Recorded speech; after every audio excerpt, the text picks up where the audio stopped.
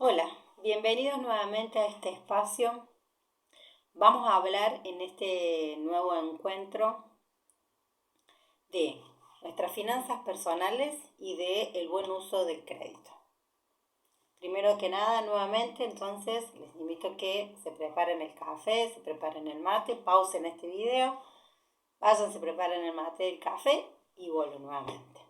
Bien, si llegamos a esta instancia es porque muchos de ustedes ya revisaron el material, vieron los videos que les compartimos, revisaron algunos de los PowerPoint y en esta oportunidad lo que yo me propongo con ustedes es repasar y compartir algunos tips que les permitan avanzar en la organización de sus finanzas personales, ¿sí? Bueno, entonces, primero vamos a repasar. Para partir en pensar nuestras finanzas personales, el presupuesto es nuestra primera herramienta para poder saber en qué condiciones están, como habíamos dicho, si se encuentran en rojo, si se encuentran en verde o si están en amarillo. Entonces, repasemos. ¿Cómo se hace un presupuesto? Lo primero que tenemos que hacer entonces es buscar, pensar todas nuestras categorías en donde se van nuestros gastos diarios. Las categorías pueden ser, pensando en un día cotidiano, me levanto, ya pienso en el lugar donde duermo diariamente, si pago un alquiler o si es una propiedad. Esa categoría, sea tanto como alquiler como una propiedad, tiene un costo asociado. Si es un alquiler, el costo asociado va a ser entonces fijo, pero va a estar condicionado por el índice de aumento, en algunos casos son anuales, que está entre el 30 y el 50%. Ese alquiler va a tener una variable. Va a ser entonces fijo porque todos los meses voy a tener la obligación de pagarlo, pero a la hora de prever mi presupuesto de acá a un año va a tener una variable el aumento del precio del alquiler, ¿ok? Ahora, si yo soy titular de la propiedad, las propiedades no voy a tener un gasto que esté condicionado mensualmente, pero sí voy a tener un gasto de mantenimiento que lo voy a tener que ir contemplando, porque tanto desde pintar la casa como un caño que se puede romper va a ser un gasto que va a surgir. Entonces, ¿qué nos permite, pensando objetivamente para qué es un presupuesto? Es para anticiparnos y para ordenar nuestros gastos. Primero vamos a seleccionar las categorías entonces. Alquileres, agua, luz, impuestos, teléfono, seguro, educación, tarjetas de crédito, transporte, alguna formación que puedo hacer, alguna salida que le podemos llamar juguetes o dispersión o eventos, la comida y la vianda que usamos diariamente cuando estamos fuera de casa y algunos otros tipos de gastos que podemos hacer como un heladito que me compro, un anillito que vi que me gustó o un cinturón nuevo o se me ocurrió mejorar mi vestimenta tanto para mi trabajo como para mis salidas o para mi familia, ropa para los chicos, el inicio de las actividades escolares de los chicos, algunos deportes que hacen los chicos. Bueno, tenemos que diagramar las categorías. No necesariamente nos pongamos tan estrictos, pero hagamos categorías globales. Sabemos que la luz, el gas, el agua, la electricidad, los impuestos, el alquiler, esas son categorías globales. Y las otras categorías, que pueden ser más móviles, como un gasto en un helado, en una salida, etcétera, las ponemos como generales. Y ahí involucramos dos o tres categorías. Pero hagamos las categorías, nos tomemos el tiempo de sentarnos y en esto de sentarnos nos sentemos con la familia a que todos, de manera dinámica, pensemos cuáles son nuestros gastos, ¿sí? Materialicemos cuáles son nuestros gastos, pensemos e involucremos a todos los integrantes de la familia. De esa manera, a la hora, luego de evaluar si efectuamos o no los gastos, el resto de los integrantes de la familia van a poder ser más objetivos a la hora de gastar. Una vez que nosotros diagramamos entonces las categorías y que nos va a permitir planificar un presupuesto de acá a 3, a 6 o a 8 meses, lo que yo le propongo es que antes de que cerremos el presupuesto, hagamos una revisión en el primer mes o en el segundo mes, cada 15 días, cómo van variando esas categorías. O sea, ¿en qué consta esto? Anotamos todas las categorías. Lo podemos hacer en una hoja, en un Excel. Podemos agarrar un cuaderno, de estos papelitos amarillos, anotamos. Podemos agarrar una agenda de bolsillo, que a veces es más fácil porque puedo hacerlo por día y después lo traslado en columnas. Podemos utilizar la metodología que ustedes quieran. Podemos agarrar una hoja en blanco, ir diagramando las categorías en recuadritos, hacerle un dibujito al lado que sea como más amigable para que los chicos, o poner a los chicos a que hagan el dibujito del autito, el dibujito de la casa, lo que sea, pero que sea más amigable para que todos nos involucremos. Diagramadas las categorías, vamos a ir poniéndole los importes. Esos importes apenas lo vamos a ir cargando, no van a ser 100% objetivos, porque ¿de qué manera nos damos cuenta concretamente del importe? Y es cuando hacemos la carga manual diaria de lo que consumimos. Voy a la verdulería, gasto 1.500 pesos. Eso lo pongo como gasto de comida, ¿sí? Entonces, el día lunes 1 de abril, jueves 1 de abril, consumimos 1.500 pesos en verdulería. La carnicería, que eso es otra cosa que tiene mucho consumo, anoto también cuánto consumí. Entonces, tenemos varios registros que hacer. Primero designamos las categorías y luego vamos haciendo el registro del gasto que puede ser diario. Ese registro diario, en la medida en el que vayamos respetando las categorías, se va a ir haciendo más fácil. Algunos tips es tomarse la tarea de todas las noches registrar el consumo del día, o cada 2 o 3 días reflexionar cuáles fueron los consumos. Preguntarle al resto de los integrantes de las familias qué otros tipos de consumo realizaron, ¿sí? E ir llevando un registro. Una vez que nosotros tenemos entonces nuestras categorías y tenemos nuestros registros, vamos a pensar en el factor más importante, que es el ingreso, porque lo que nosotros evaluamos con el presupuesto y a la hora de poder hacer uso de este gasto es saber cuánta plata me entra. Entonces, esto tienen ahí un PowerPoint, un PDF que se llama Radiografía de Finanzas Personales. Esto es como saber cómo está armado nuestro cuerpo, pero nada más que saber cómo están armadas nuestras finanzas. Y poder evaluar cuál es ese gasto hormiga en donde se nos va la plata constantemente. Si yo quiero ahorrar, si yo quiero pedir un préstamo, si yo quiero utilizar las tarjetas de crédito, tengo que saber en qué se me va la plata. Yo personalmente no creo que la tarjeta de crédito sea un demonio o sea algo terrible de usar. Muchas personas utilizan la tarjeta de crédito para poner allí todos sus gastos y solo con un pago se desentienden de toda la obligación del pago. Ahora bien, la tarjeta de crédito tiene un juego detrás que tiene que ver con los intereses de las cuotas. Siempre es bueno usar una tarjeta de crédito si las cuotas son sin interés. Y la otra, que el gasto de la tarjeta, mantenimiento, renovación de tarjeta y todo eso, una cosa es tener una tarjeta, otra cosa es tener 2, 3, 4 tarjetas. Porque por cada tarjeta vos tenés gasto de mantenimiento, gasto de renovación de cuenta, impuestos que pagás en cada una de las tarjetas. Entonces, la tarjeta de crédito también tiene su pro y su contra. Si lo que a mí me ingresa es inferior a todos los gastos que yo tengo, estoy entonces en rojo. Quiere decir que no voy a poder tener ni capacidad de ahorro, ni tampoco voy a tener capacidad de cubrir mis gastos. Ahora, si lo que a mí me ingresa me permite pagar todos mis gastos, poder tener un fondo que me permita, en el caso de una emergencia, fondo de emergencia, poder recurrir a él desde se me rompió el auto, no tengo que sacar de mis ingresos, saco de mi fondo de emergencia. Ahora, si mi ingreso solo me permite cubrir mis gastos y no me permite tener un fondo de emergencia y no me permite tener un ahorro, dependiendo de mis intereses, debería revisar mis finanzas para poder hacer esta planificación. El presupuesto siempre es la mejor herramienta que te permita formularte objetivos. ¿Okay? Entonces esa es nuestra primera herramienta. Hacemos una radiografía de nuestras finanzas. Vemos cuánto gastamos, vemos cuánto ingresamos. Y otro factor que por allí no se habla mucho es cuánto tiempo nos lleva conseguir nuestros ingresos.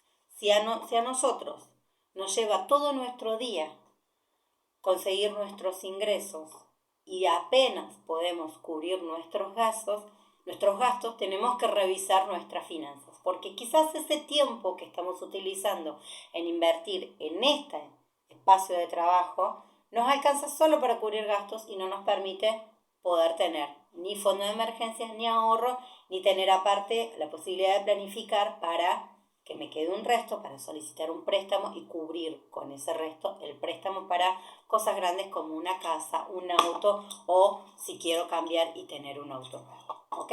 Bueno, esta sería una primera radiografía de nuestras finanzas. Entonces, hacemos una lectura de dónde gastamos, hacemos una lectura de de cuánta plata nos entra y a partir de allí podemos formular objetivos, ¿sí? Objetivos pueden ser, como habíamos dicho, a corto, a mediano o a largo plazo. Un objetivo a corto plazo, remodelar la casa, ampliar la casa, cambiar el auto, arreglar el auto, comprarme ropa porque quiero emprender un nuevo trabajo y necesito.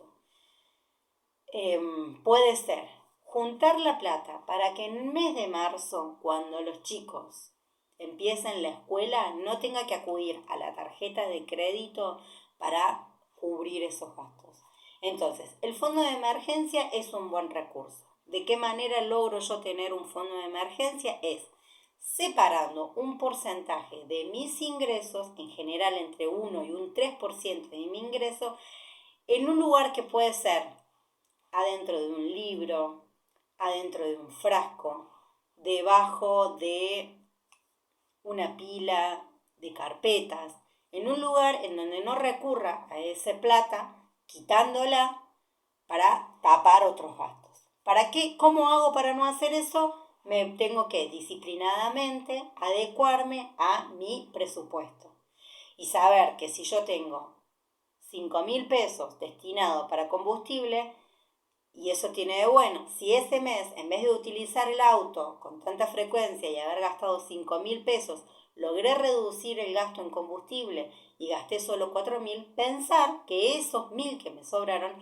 los puedo mandar o al fondo de emergencia o, si para indumentaria, ropa, no pude consumir tanto porque no tenía tanta plata, trasladarlo para otro. Entonces, el objetivo final de identificar las categorías es hacer un análisis de cómo nuestras conductas están influenciando en nuestros gastos y cómo al mismo tiempo la situación de angustia, incertidumbre que genera el desorden cuando estoy en un mes 15, en un día 15 o en un día 20 y yo ya liquidé todo el ingreso que tenía, no solo pagando los impuestos y los servicios, motivo por el cual no me dejé nada para salir a tomar algo, para llevar a los chicos a dar una vuelta o quizás para pagar combustible, empiezo a utilizar el plan B, que es pasar la tarjeta de crédito.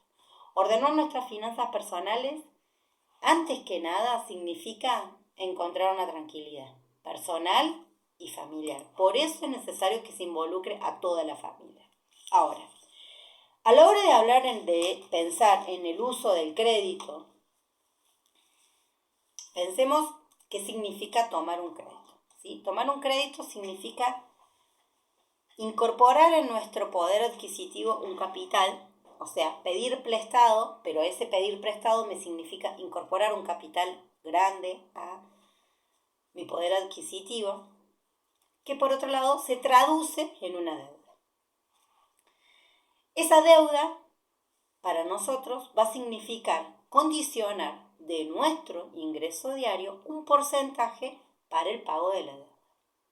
Entonces, antes de hacer la toma de un préstamo, hay que evaluar, y no solo de manera individual, sino en lo personal, yo creo que de manera familiar, cuál es el objetivo final de la toma del préstamo.